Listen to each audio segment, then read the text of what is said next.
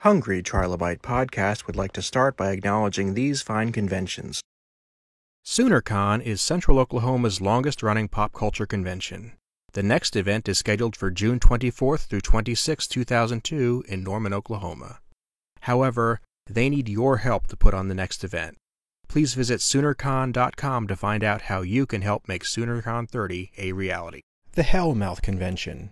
The Hellmouth Convention is a celebration of all pop culture, but specifically things like Buffy, Angel, Firefly, and Dr. Horrible.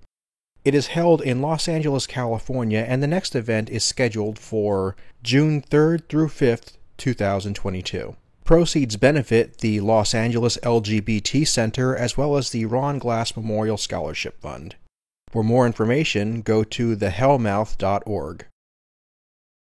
On tap today, we have Johnny Iman. How are you doing today, good sir? Very good, and I'm pleased to be with you.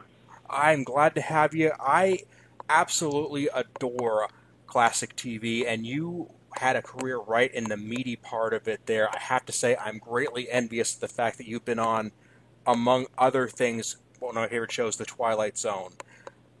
Yeah.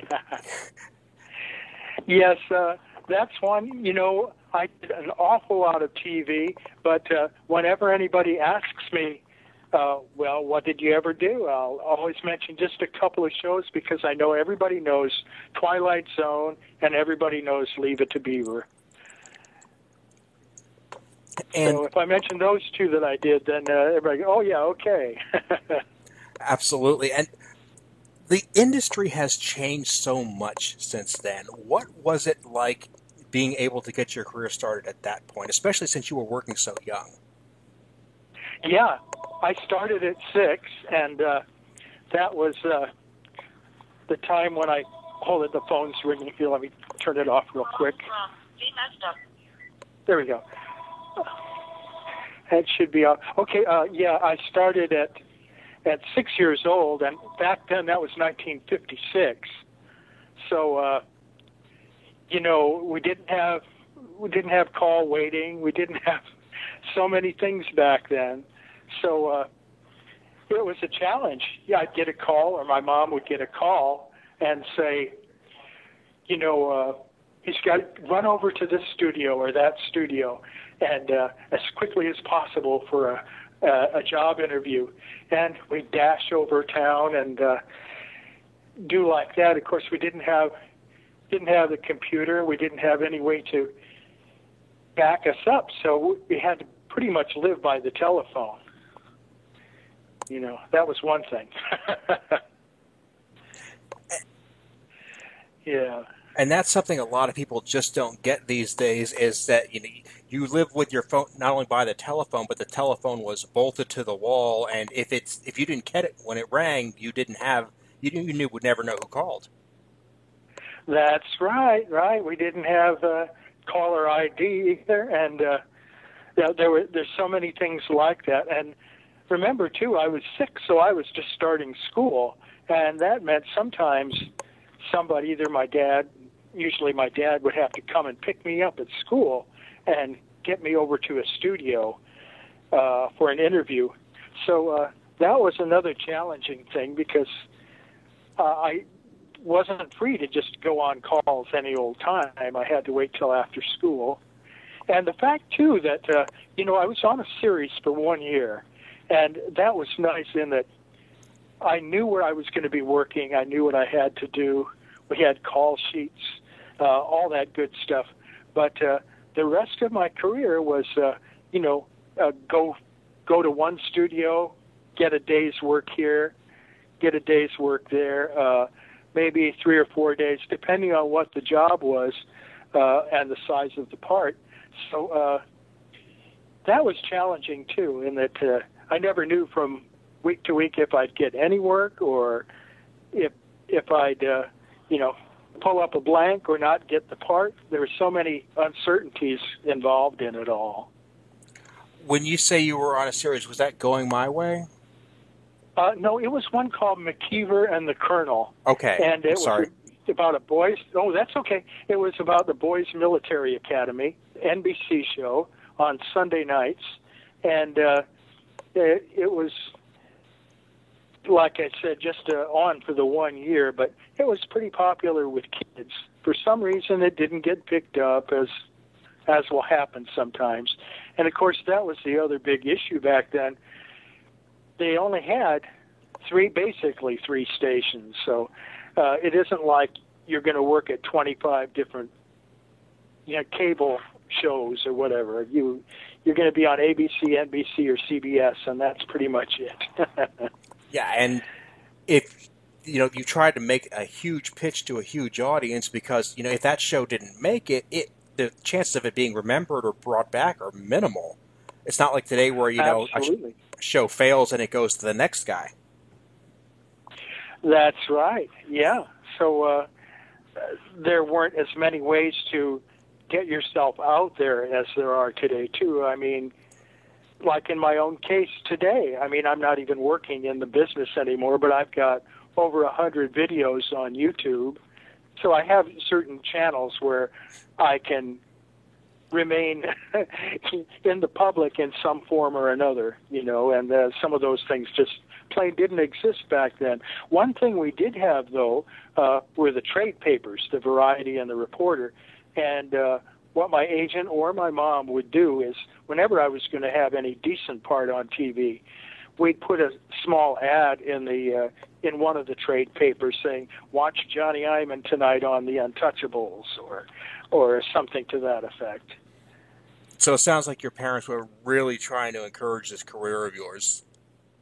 Yeah, they were. And I think they were both pretty starstruck. We came from the south side of Chicago back in 1955, and ostensibly, because my dad wanted to be out of Chicago and go somewhere where he could golf a lot, but I think in the back of their minds, part of it was to maybe get me started on some kind of a career. As it turned out, my first grade teacher is the one who really got things rolling. She had a best friend who was an agent, a kid's agent, and she mentioned me to her friend, and the friend came to school, the agent, and saw me and said, "Well, let's try and send you out on some things." And the first few years it was all doing extra work, but lots of opportunities to be on the set and inside the studios, and after a few years I started to get better parts. And this seems like something you were enthusiastic about at the time, and being so young. I enjoyed it. I always saw it as an adventure. I never did it begrudgingly. It was like, I can enjoy this, and it got me out of school occasionally, and it set me apart from the other kids in a good sense, in that I was doing something that they didn't have a chance to do, ride on the wagon train or, meet some of the popular people of that era. So that was the good part. The hard part, though, was sometimes being set apart for being different. Of course, that encourages bullies sometimes, too. And I got that the most in the 1 year I was in a Catholic school when I was about 9 or so. And I did a really popular commercial for Alphabets. And right after that started to be showing all the time on TV, a few of the other kids in that school started, teasing me and taunting me, and so that sort of thing happened occasionally, but not enough, not that much, because I wasn't on a series. I wasn't like the Beaver. I wasn't Eddie Haskell. At that point in my career, I hadn't even done a series, so I'd work in one Western one week, and I'd work in another type of show a different week, so I wasn't really identified with any particular character for any length of time until I did the series. It occurs to me, you're talking about the way the kids saw you there. Nowadays, I'm not sure kids would find it to be that unusual to suddenly find themselves on TV. At the time, TV itself was pretty new. Absolutely, yeah. When I started, that was around, the first thing I did was Ozzie and Harriet, and that was way back in 1956. So, yeah, we're talking early days there. And another kind of irony about the whole thing is one reason the agent wanted me as a client was because I had bright red hair and freckles. And of course, color TV didn't really come along for quite some time after that. But it's almost everything I did was still in black and white up until I did like Disney and a few other shows when I got older. And Disney was, it was kind of the premier TV of the time. It was the event for the weekend, the Disney, the Disney Sunday. Yeah, like the Wonderful World of Color. The Wonderful World, yeah. Thank you. Yeah, and that was a funny one. I got to meet him that day too. Really? When we filmed. Yeah, I was about 16. I believe I was 16 when I did it, and he was doing an introduction for the episode for a show called The Adventures of Gallagher, and he did his opening scene in a barbershop. But anyway, he was there on the set, and my scene was going to come right after that in the filming. So he was already on the set when I was there to do my scene, so I got to meet him. Otherwise, I probably wouldn't have been able to do that. Now, I guess I'm going to have to succumb to temptation and ask, was he really as genuine as he always appeared to be on camera? He seemed to be, yeah. And I had a feeling, towards kids and everything, I think he was very approachable. I thought he was a very nice man. Go ahead. I don't want to interrupt, sorry. That's okay. Yeah, he was a very nice man, and I was so glad to meet him, of course. And growing up in L.A. as I did, and going to Disneyland whenever I could possibly do that, so that was a big deal. The other big one at that time, similar situation, was meeting Rod Serling for Twilight Zone, and that was a big event for me too. Just as it happened, we filmed a scene outside at Griffith Park, and I was the pitcher on a baseball team, and I'm in the first 5 minutes or so of the episode. But we had filmed that scene, and it was a hot day in L.A., and we filmed it up in Griffith Park. And the little girl, who was basically the star of that episode, she got faint, and they were worried about her, so they took her over to a clinic. So we stopped shooting for a while, and over on the side of this baseball sandlot was Rod Serling sitting on a bench, and he was getting ready to do his, normal introduction to an episode, as he always did. And he was just sitting there by himself, and production had stopped temporarily, and I was brave enough to go over and say hi to him and just talk for a minute or so. And the other kids didn't, but I did. And that was just a very nice experience, too. Again, he seemed like a very, what shall I say, just a very down-to-earth person. I had that impression.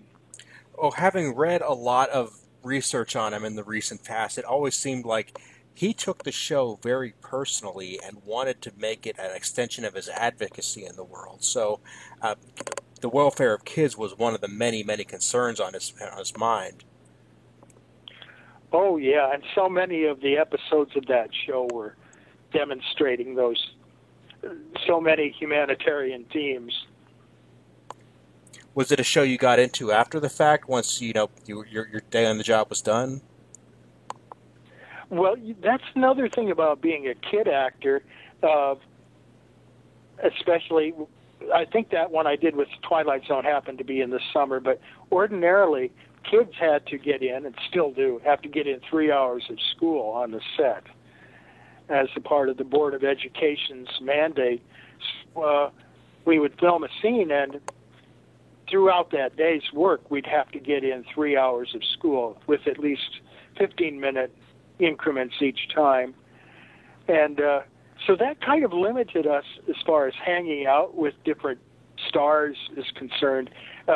we'd get dragged away by the welfare worker or someone or the teacher to go back into a makeshift classroom and study between our scenes. So we had a lot less connection with a lot of these stars, as you might imagine. Now, people who were on a series like My Three Sons or Dennis the Menace or even Leave It to Beaver, they worked with the same people year after year, and so they were able to develop more relationships with the other actors. But aside from the year I did the series with Alan Jocelyn, an old character actor, as the Colonel, and Sergeant Barnes, who was Jackie Coogan, who's one of the, he went way back to the days of silent films, and one of the biggest actors, kid actors of all time.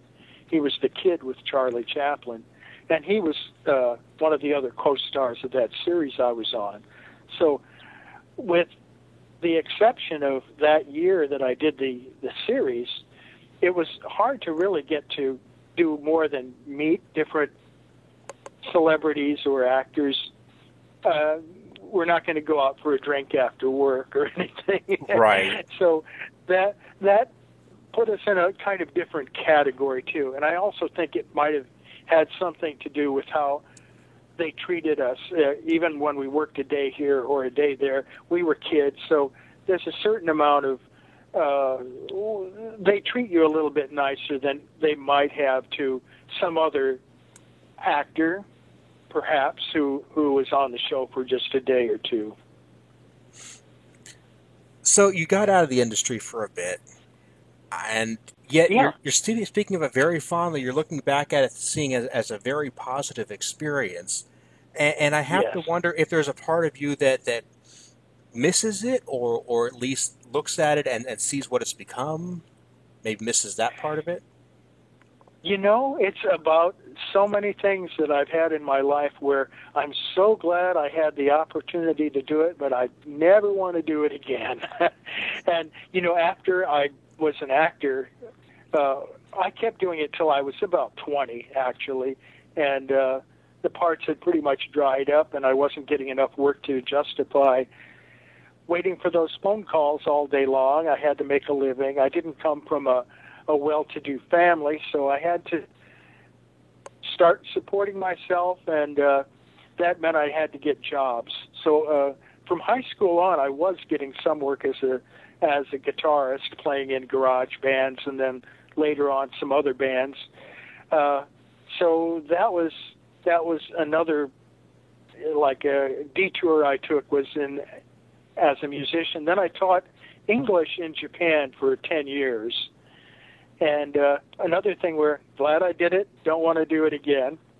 And working on the fishing boats up in Alaska for 3 months at a time in the Bering Sea, great experience, don't ever want to do it again. I'm seeing you're a guy. Also, yeah. I was you're a guy who's not afraid of adventure, that's for sure.